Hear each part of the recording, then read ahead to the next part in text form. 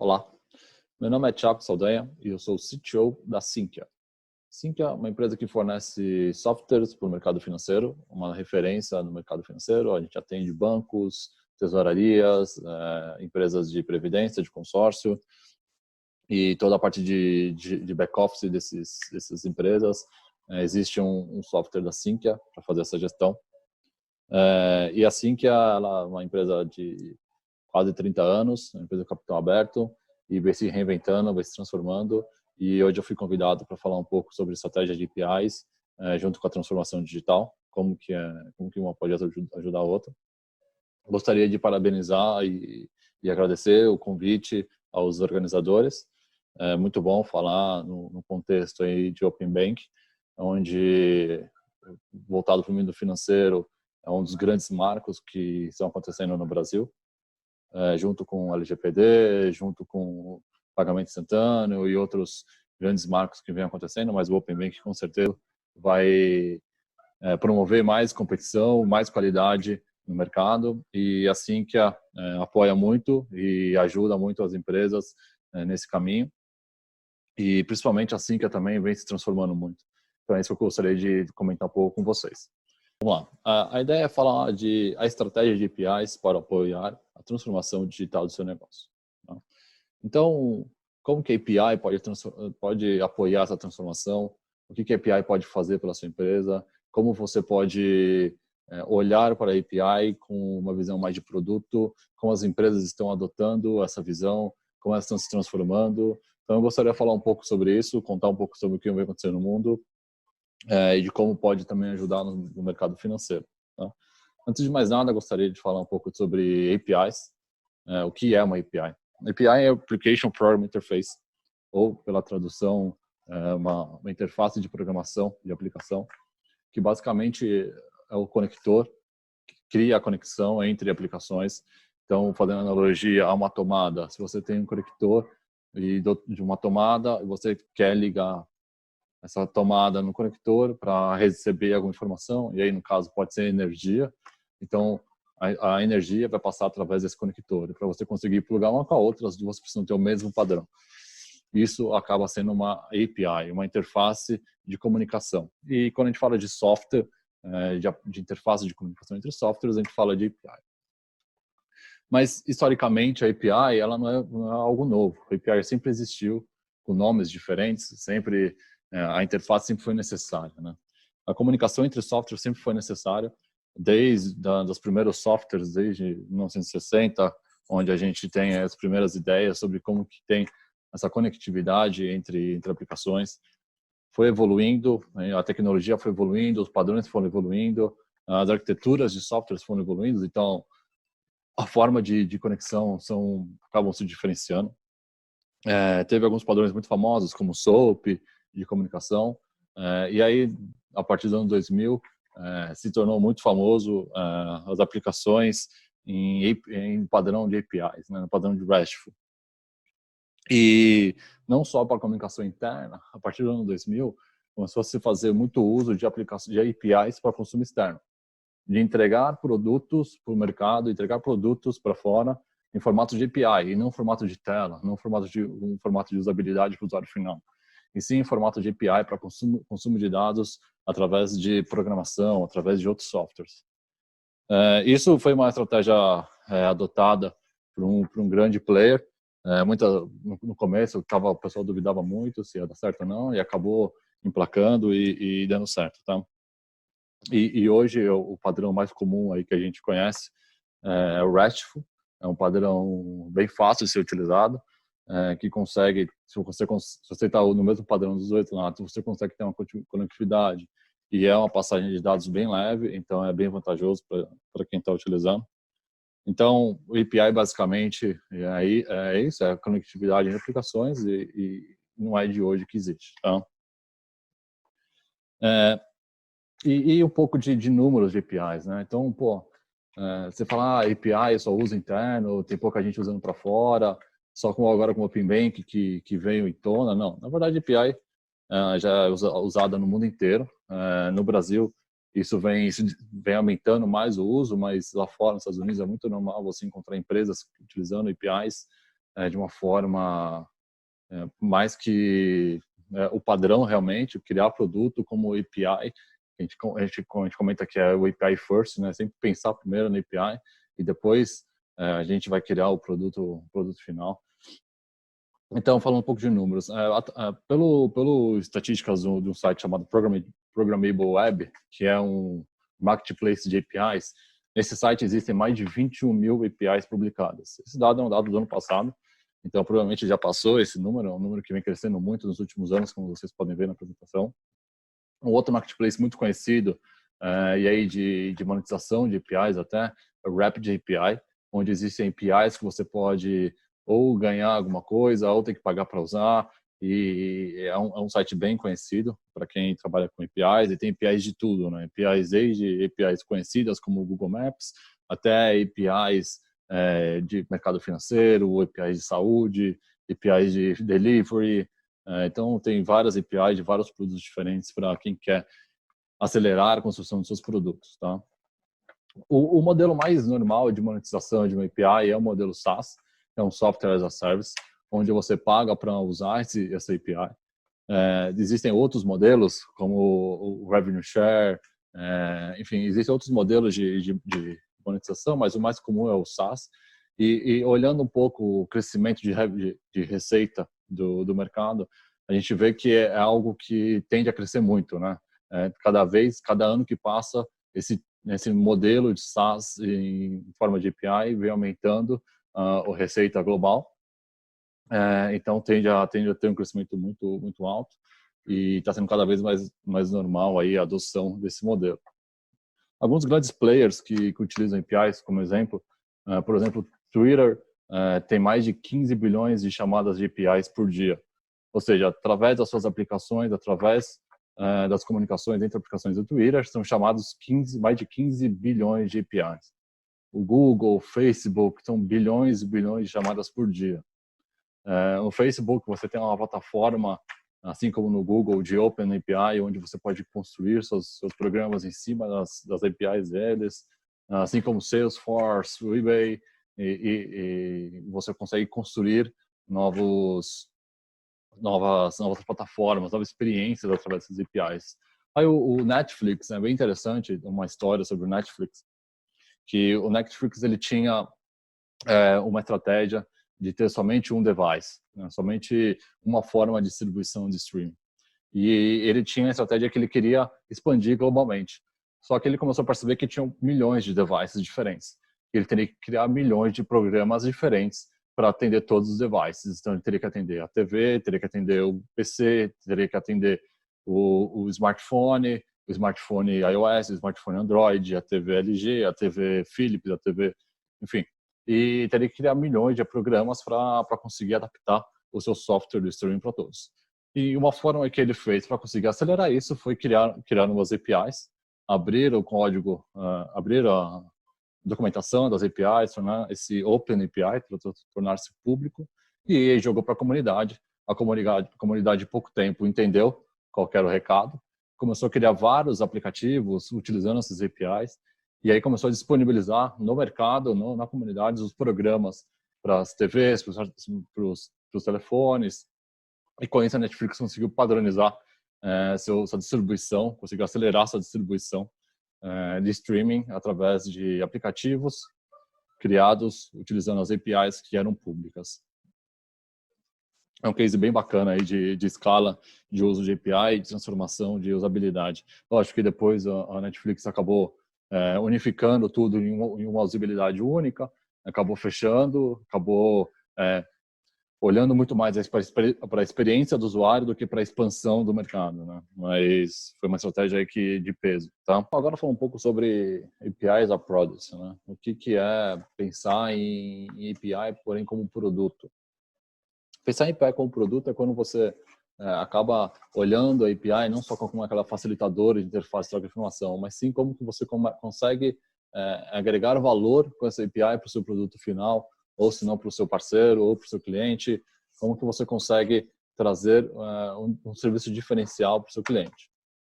E o APIs Approach não é só uma forma de você fazer tecnologia. O APIs Approach acaba afetando todo o seu ciclo de vida e de desenvolvimento, desde a cultura. Então, a cultura de software, ela muda muito na hora de você criar uma API, que você tem que ter um mindset diferenciado, né? Você tem que ter um mindset mais ágil, um mindset de mudança. Você tem que ter um pensamento diferente de como que é criar uma tecnologia, criar um produto, pensando primeiro em API, e para que essa API vire o produto, né? E como que esse produto vai conseguir entregar o valor necessário, entregar o serviço necessário para quem está utilizando aquilo. Pensar na API não é só pensar na conectividade, e sim pensar no produto que você está entregando. E aí várias empresas já vêm fazendo isso, já vêm entregando os serviços finais para os seus clientes através da API e vem monetizando esses serviços. As empresas mais tradicionais, elas monetizam o serviço final, que é prestado conjunto de aplicações, conjunto de software, conjunto de pessoas. Mas o que vem acontecendo, essa transformação que vem acontecendo, é que a tecnologia ela deixa de ser só o meio e também acaba sendo o fim. O fim da geração da receita também, como aquela receita é gerada através daquela tecnologia. Então as empresas estão mudando a visão de ter uma tecnologia que é custo para cima a tecnologia que acaba sendo investimento e geração de receita, né? Então, o budget, a criação de um budget, criação de um orçamento, do PNL de uma área de tecnologia, agora também é, várias empresas já prevêem já a receita saindo de lá, e é muito normal você cobrar a receita vindo da tecnologia a partir do momento que ela começa a pensar em produto. Quais produtos ela vai fazer que ela vai gerar receita. E como que elas vêm fazendo isso? Eu trouxe alguns exemplos. Primeiro, a Amazon, que é um grande case, que em um certo momento a Amazon precisava criar uma infraestrutura robusta para suportar o seu produto, suportar todo o seu e-commerce, sua escala global, e ela investiu muito em infraestrutura. Só que no momento que ela criou a sua infraestrutura, ela já pensou num formato que ela poderia usar aquela infraestrutura como um produto, e não somente para ela interna. Então, ela resolveu um problema, uma dor interna, mas também com uma visão de produto, ela conseguiu produtificar essa infraestrutura, conseguiu criar uma camada de APIs onde você tem uma entrega de infraestrutura de uma forma como API, e isso se tornou o principal carro-chefe aí de lucro da empresa. Hoje, que representa a AWS representa 67% do lucro da Amazon, graças a esse projeto que foi pensado como produto desde o começo, e você conseguiu monetizar ele utilizando APIs, utilizando a distribuição dessa infraestrutura, desse serviço através de APIs.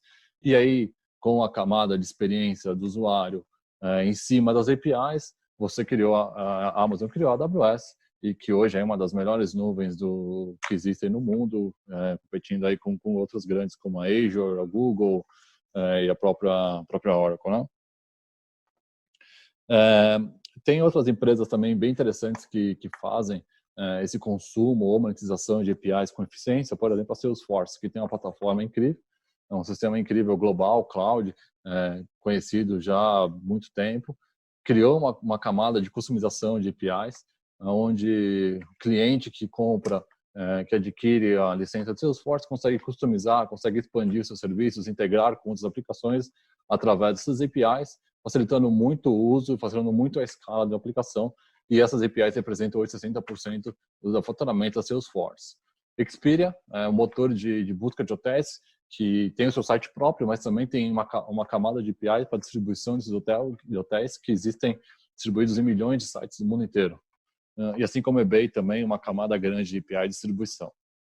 Então, APIs Approach não é só a forma de criar tecnologia, mas ela parte desde a culturamento de pensar, mindset, passa também pela tecnologia, a arquitetura, como você cria o software, como você estrutura tudo isso para que aconteça realmente essa criação de um produto que seja possível de monetização e que seja pensado desde do momento que é idealizado, como que aquele produto pode ser monetizado e não só resolver um problema interno, e sim como que eu posso escalar isso e fazer lucratividade, né?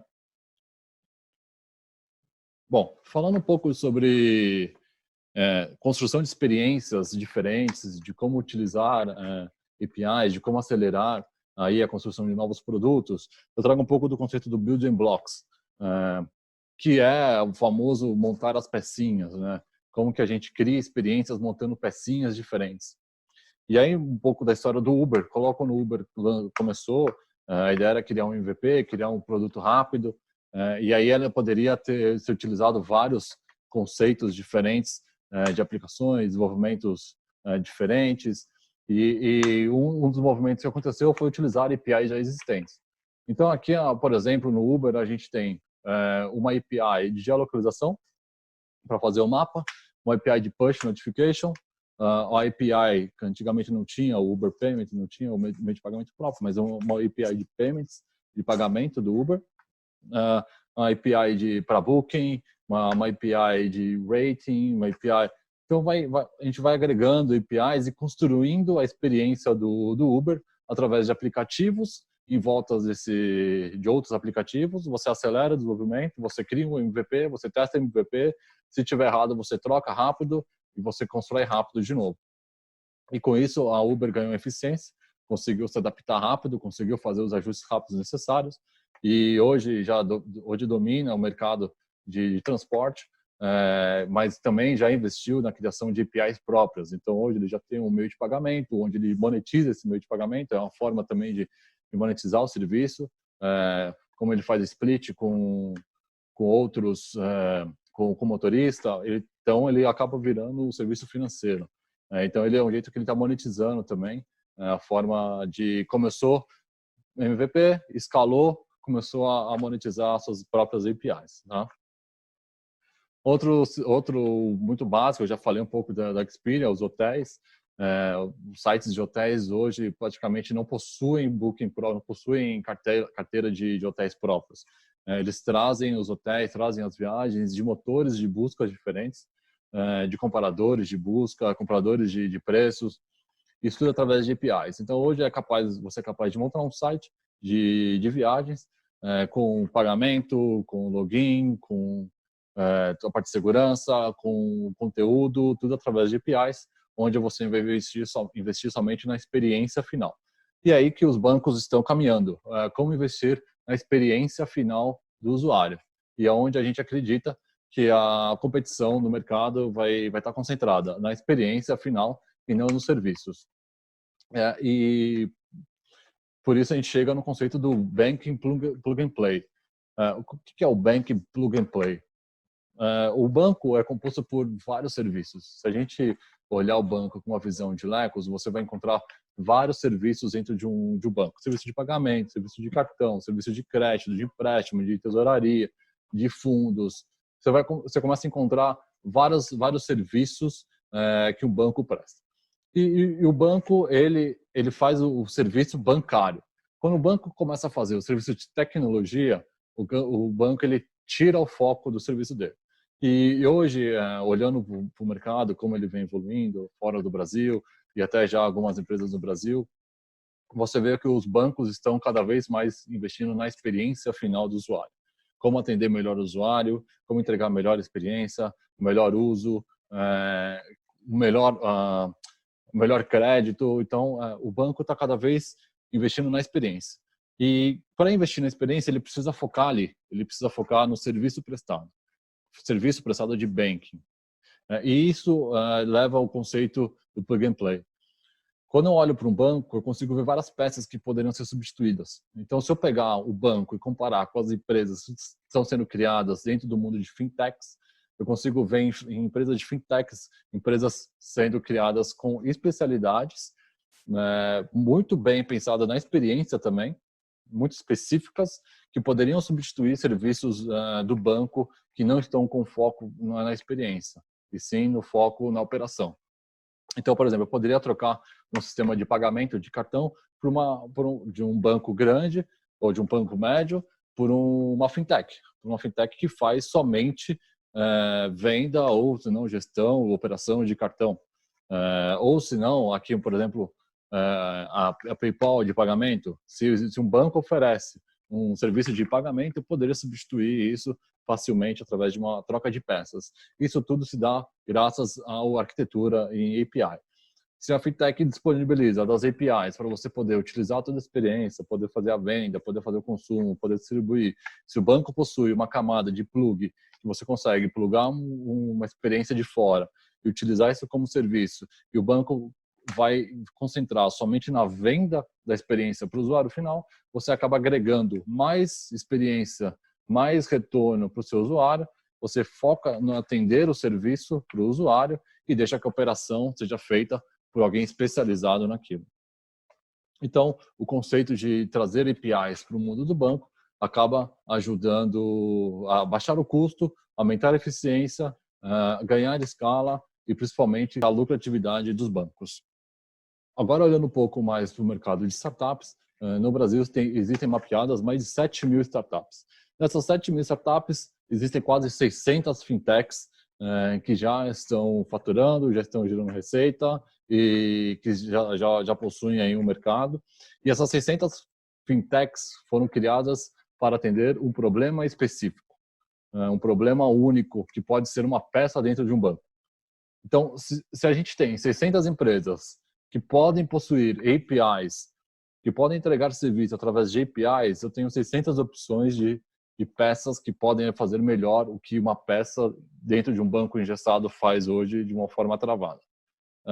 Então, olhando para o mundo de fintechs e olhando pela oportunidade de APIs, você consegue imaginar o quanto como você consegue criar um banco focado na experiência do usuário, utilizando os serviços já existentes do mercado e aí agregando um valor imenso para o seu usuário e acelerando muito o negócio, gerando receita mais rápido, ajudando o ecossistema das startups também e principalmente agregando valor para o seu usuário final. Bom, gente, é isso. Muito obrigado pelo tempo e aí tem um QR Code com os meus dados. Caso queiram entrar em contato, fiquem à vontade e obrigado novamente e grande abraço. O mundo muda cada vez mais rápido, ainda mais quando o assunto é tecnologia. E só vai conquistar espaço na era do compartilhamento quem se abrir para a transformação. Quando um banco abraça o Open Banking, pode multiplicar negócios. Mas precisa escolher o parceiro certo para abrir esses novos caminhos. Sempre evoluindo e ampliando cada vez mais sua capacidade digital, a TecBan criou uma plataforma de Open Banking segura, eficiente e que traz uma bagagem de 37 anos para solucionar os desafios desse ecossistema. Nossa tecnologia foi apoiada em 4 pilares essenciais: segurança, autenticação, conectividade e governança. Segurança porque permite o acolhimento totalmente confiável dos milhares de novos participantes do sistema, validando acessos e transações. Conectividade porque a plataforma foi concebida para atender todos os processos e demandas que envolvem o Open Banking, incluindo canais de atendimento ao consumidor. Atualmente, bilhões de transações e consultas acontecem na nossa rede, com toda a proteção aos dados do usuário. Autenticação porque garantimos que somente os próprios clientes concedam suas informações e que elas sejam utilizadas de forma correta. Tudo para garantir autenticidade e evitar fraudes. E governança, porque registrar todas as solicitações de informações e iniciação de pagamentos são premissas para garantir a resolução de eventuais conflitos. A TecBan, como centro de eficiência operacional, quer apoiar o sistema financeiro a construir um ambiente seguro e com baixo custo para entregar a melhor experiência de Open Banking aos bancos e aos clientes. É assim que criamos e compartilhamos valor, conectando bancos e pessoas ao mundo digital. Quando começa o futuro? Quando a sua empresa pode realmente dizer que não vive no passado? O cliente do presente já vive no futuro. E para estar no futuro, é preciso antecipar, colocar o seu negócio à frente do tempo. Isso significa muito mais do que saber o que há de novo e quais são as tendências. Significa fazer o novo e ser tendência. Com as ferramentas e parceiros certos, é possível viver essa transformação de perto. O futuro também é para você. E a Grid está aqui para isso. Uma plataforma completa de soluções tecnológicas prontas para uso, para você acelerar o seu negócio, criar novas oportunidades, descobrir soluções, abrir portas, desafiar o status quo. Para andar na velocidade do futuro, só existe um caminho: a inovação. Grid 1.0. Seja inovação, viva o novo.